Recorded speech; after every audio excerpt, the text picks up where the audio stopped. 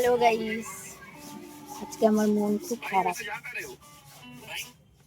কেননা আজকে আমরা দক্ষিণেশ্বরে যাওয়ার কথা ছিল, যেতে পারলাম না। আমরা টোটাল 5 জন যেতাম।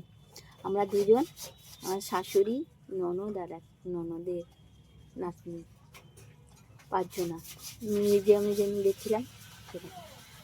যেতে পারলাম না, কারণ হচ্ছে আমার একটু প্রবলেম হয়ে গেছে, যাওয়া গেল না মন্দিরে।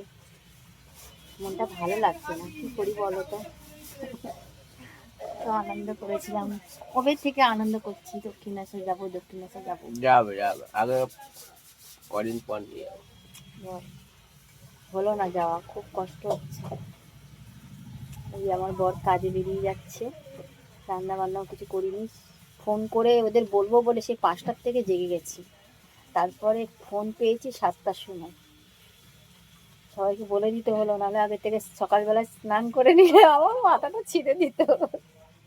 সবাই যে কোনো চুল আছে সব চুল ছিঁড়ে দিত, চান করিয়ে তারপরে ফোন করছে। সেই জন্য আমি 5টার থেকে জেগে বসে গেছি, ঘুম আসেনি চিন্তায়।